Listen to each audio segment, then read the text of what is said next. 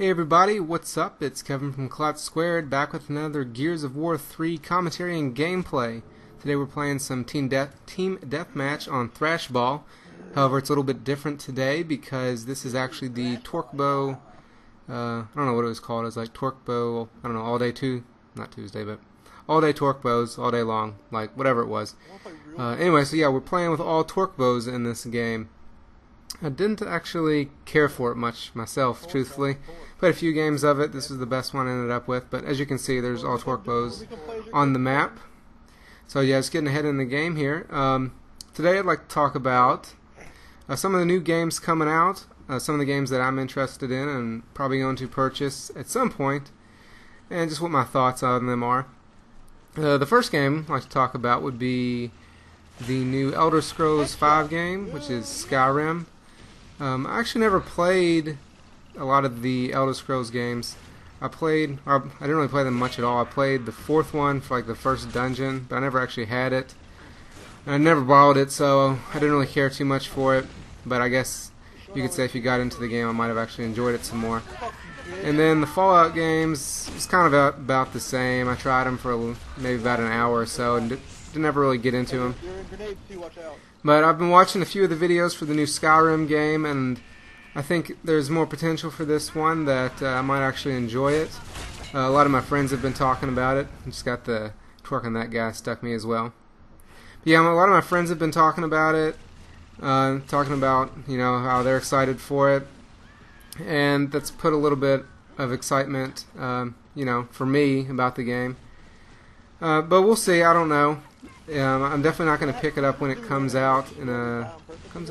November 8th? No, November 11th, I think. I think it comes out on the 11th. So I definitely won't be picking that up anytime soon. Gears 3 is definitely my game right now. It's the last game that I purchased, and it'll probably be the only game I purchase or the only new game I get until Christmas. But speaking of releases in November, on the 8th, Call of Duty Modern Warfare 3 is coming out, and that game, I have a little bit more excitement about that game. I've always enjoyed all the Call of Duty games. I've played a bunch of them. Played a bunch of Black Ops and got up to 15th Prestige on that and got the max level. Once I got the max, though, I just kind of stopped playing it, but it was about the time Gears 3 came out anyway.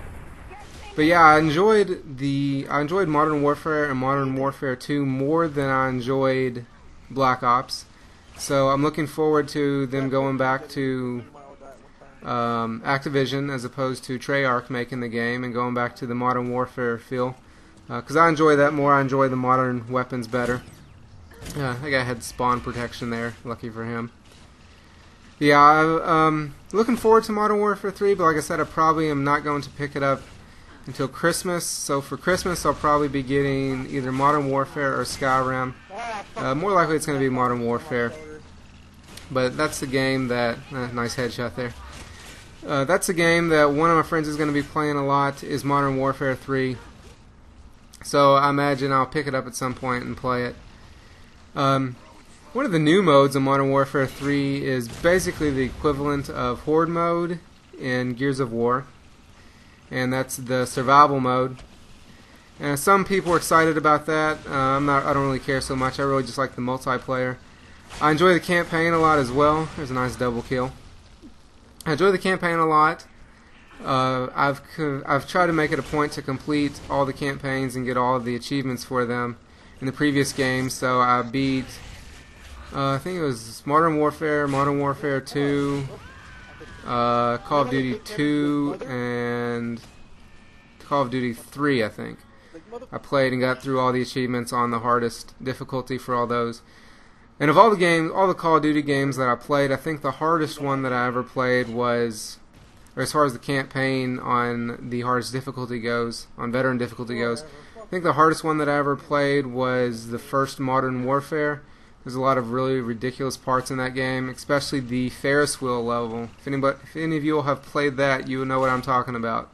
That's pretty ridiculous. I ended up having to basically sit behind the bumper, or the, I guess they're bumper carts. The bumper carts, and just shoot everybody and then run and get the guy and take him to the helicopter on that level. But it was pretty insane. But yeah, that was probably the most difficult one of the Call of Duty games that I played. But I actually did get through the bonus level. I think it was in Modern Warfare 2. At the end, you get to play on the airplane, and you have like a minute and a half to get through it. And I did eventually get that as well, but that was just a bunch of trial and error. Reminded me of trying to get the what was it? The secret. Nice headshot there.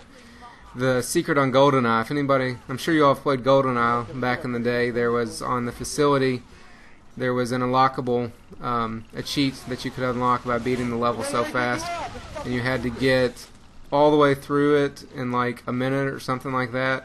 And the scientist himself he spawned in like 3 different locations, and so like you had like a 1/3 chance of him even being in the right spot.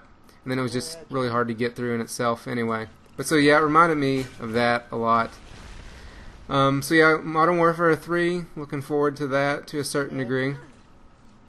And then the main game that I'm really looking forward to, that's been pushed back over and over, and I think has now been pushed back until sometime next year, is Guild Wars 2.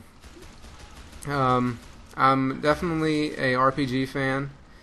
I actually used to play a lot of RPGs before I played shooters. Before I, played shooters competitively, like I talked about in the previous video. Yeah, I enjoyed RPGs a lot, and I enjoyed Guild Wars a lot. I actually never beat the first one. I played, I think it was, let's see, there was Guild Wars, and there was Guild Wars Factions, I think, and then there was Nightfall and Eye of the North. And I think Eye of the North was actually the only one that I've ever played all the way through of the campaign levels for. No, I actually did. I think I beat the first one as well. So I think it was Factions and then Nightfall. But I don't actually own Nightfall, so that's why I never actually played that one. But yeah, I enjoyed Guild Wars a lot. I enjoyed that it was free to play online. That's a big thing that WoW isn't doing, is that you have to pay a monthly fee for WoW, and that's why I will never pick up WoW. Aside from the fact that I just don't really care to play it and invest that much time into the game. But yeah, I like Guild Wars because it's free, and then, well, obviously that's one reason I like Guild Wars, but something I'm excited about for Guild Wars 2 is the fact that it's going to have a lot of the type of things that WoW had, and that it's going to have a complete free roaming levels. In the original Guild Wars, you'd go into cities, and then you would party up with people, and then you could take a certain number of people out into the quest, and then you'd basically have your own map in the campaigns or in the quests. And that was kind of cool, but it didn't give it the feeling of the wide open environment, since it gave everybody their own little party area, so you couldn't just be out doing something and run into random people. And then you also could only have so many people in your party and doing that as well, so you couldn't have the massive raids. And that's all things that they're going to be changing for Guild Wars 2, where you can actually, it's one huge dynamic level, I'm pretty sure. Of course, they say that you affect your environment, so I'm not really sure how it's all going to work, but I'm pretty sure that there are giant levels. It's all one big level. Could be wrong about that, but I think that's how it's going to be. And then, obviously, they're going to have a graphical upgrade to it. I've got a new video card in my computer, so I'll be able to run it, hopefully. I imagine that I'll be able to. And I'll be able to enjoy that. And then one other game that I'm actually looking forward to is Bioshock Infinite. If you've seen some of my other videos on the channel, you know that I like to play Bioshock. I've actually started working through the campaign of Bioshock 2 for this channel on the hard difficulty, but I've only beat it the first couple levels. Played the first Bioshock a lot, got through that whole game. I'm pretty sure I got all of the achievements on that game. And then, like I said, I have Bioshock 2, but I've never actually taken the time to sit down and play it. I'll have to go ahead and do that at some point. Because I was enjoying it when I was playing it, but it's just a game that you have to sit down and play for a while to get into. Because it is kind of an RPG. But I've recently looked at some of the new Bioshock Infinite stuff. A while back I watched like a 10-minute video that looked pretty cool, and then I just recently watched another one. I think it was from the E3 2011 demo. And something neat that I like about it is the fact that you have or at least for the video that was shown, is that you have a character that's following you around for a big part of the game, and just the way that the character interacts with you as the main character and the way that you have the dialogues throughout him. What it looks like is that the new character can, or at least it seems, is that she can find splits in time or something like that, to where she can go back in time in certain areas. I'm not really sure if that's what the case is or what all the details are, but that's what it looks like to me, is that you can go back in time, or that she has the ability to go back in time. And then of course you still have all the same type of magical abilities. I'm not really sure if they come from the injections like they do in the first two Bioshocks, but in the videos they have showed off several different abilities like bats and some sort of telekinesis thing, or I don't know if it's a telekinesis or if it slows down time, but it basically shoots the guys up in the air, shoots like a group of guys up in the air and slows them down in the bullet time where you can shoot them. So that looks pretty cool. The art on the game looks more of a cartoonish feel. I don't know how much I like that, because one thing I liked about the previous Bioshocks is the realistic, gritty feel, and that's something I like about Gears of War as well. So yeah, I don't know how much I like the artistic direction of it, but I do think the game looks like it's going to be pretty interesting, and I look forward to playing it. So that's going to wrap it up for this commentary. I hope you all enjoyed this Torquebow gameplay, and I will see you all later.